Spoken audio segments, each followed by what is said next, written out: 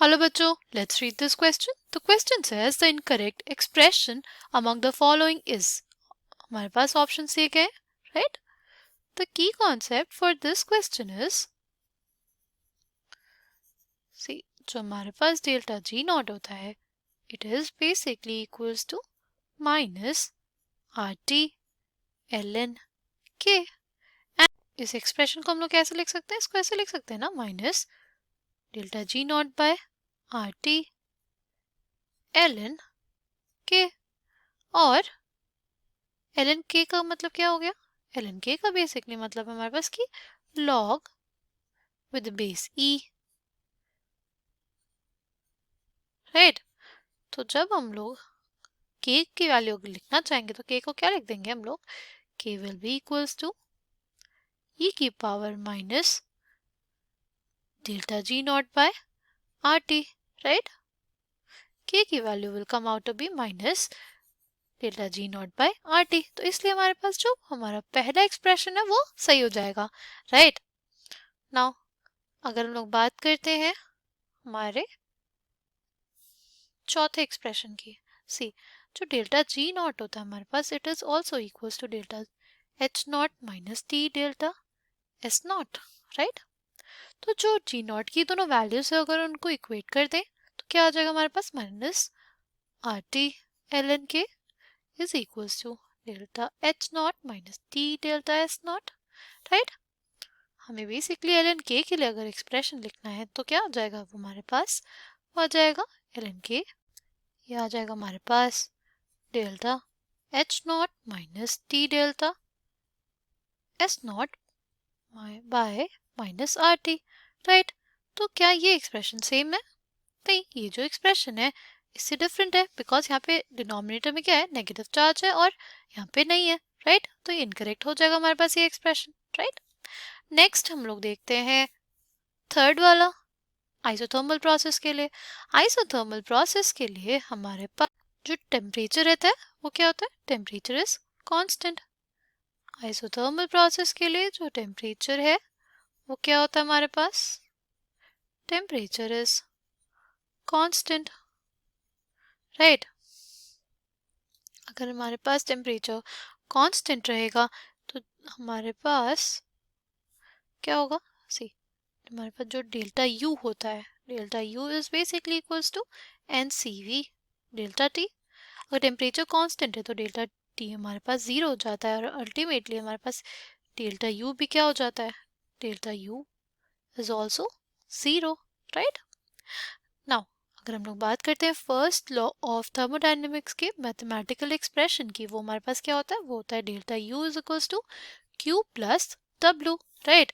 अगर हमारे पास इसमें जो यू डेल्टा यू है वो जीरो हो जाएगा तो हमारे पास हम लोग लिख सकते हैं ना Q is equals to minus W.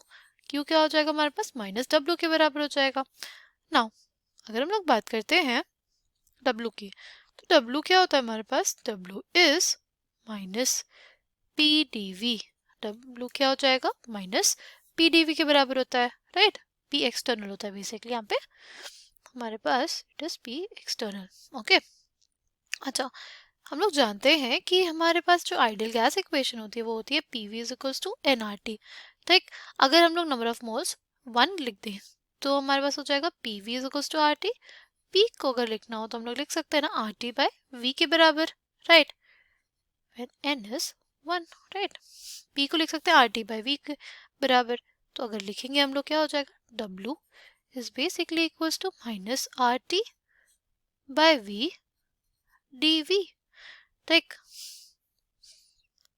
तो बेसिकली यहाँ पे हमारे पास क्या होना चाहिए? डी डब्ल्यू होना चाहिए. नाउ अब क्या करेंगे? अब ना हम लोग यहाँ पे क्या करेंगे? D W is equals to minus R T D V by V. इसको हम लोग क्या कर देंगे? इंटीग्रेट कर देंगे. जब हमारे पास वर्क जीरो रहेगा तो वॉल्यूम हमारे पास वी इनिशियल हो जाएगा और फिर वर्क हमारे पास कितना हो गया? डब्ल्यू. तो वॉल्यूम हमारे पास क्या हो गया? V F, right? जब हम इसको सॉल्व करेंगे तो क्या आ जाएगा हमारे पास? हमारे पास आ जाएगा W is basically equals to minus R T, right, L N V. इसमें हम लोग वैल्यूज पुट कर दें तो बेसिकली आ जाएगा हमारे पास minus R T L N V F minus of L N V I, right. क्या आ जाएगा एल एन वी आई, तो इसको ऐसे लिख सकते हैं minus R T L N V F by V I, right. L N की प्रॉपर्टीज होती है, अगर हमारे पास है L N A minus L N B, उसको लिख सकते हैं हम लोग L N A by B के जैसे, राइट। ये प्रॉपर्टी किसकी होती है, ये एल एन की प्रॉपर्टी होती है। तो हमारे पास आ गया W का एक्सप्रेशन। तो हमसे क्वेश्चन में ये पूछा था कि W reversible for an isothermal process is minus N R T L N V F by V I, right. ये कुछ ऐसे आया हमारे पास। यहाँ पे हमारे पास नंबर ऑफ मोल्स हमने 1 लिया था, इसलिए n का टर्म नहीं है। अगर हमारे पास नंबर ऑफ मोल्स हम लोग 1 नहीं लेते तो क्या होता, कुछ ऐसा एक्सप्रेशन आता minus N R T L N V F by V I. तो जो हमारे पास एक्सप्रेशन है थर्ड वाला वो क्या हो जाएगा, वो भी करेक्ट हो जाएगा। अगर हम लोग बात करें सेकेंड वाले एक्सप्रेशन की, तो हमने देखा था ना कि जो हमारे पास डेल्टा जी होता है it is basically equals to delta H minus T delta S. अगर हमारे पास डेल्टा एच हमारे पास 0 हो गया, डेल्टा एच अगर हमारे पास 0 हो गया तो क्या हो जाएगा, delta G will be equals to minus T delta S, right. तो हमारे पास delta G by delta S किसके बराबर आ जाएगा, वो आ जाएगा माइनस टी के बराबर। तो ये भी एक्सप्रेशन हमारे पास क्या है, करेक्ट है, राइट। क्योंकि हमारे क्वेश्चन में यही पूछा था delta G by delta S हमारे पास माइनस टी के बराबर होगा कि नहीं। सो द करेक्ट एक्सप्रेशन कौन कौन से हमारे पास, वो है फर्स्ट, सेकेंड और थर्ड, और इनकरेक्ट कौन सा है, फोर्थ वाला।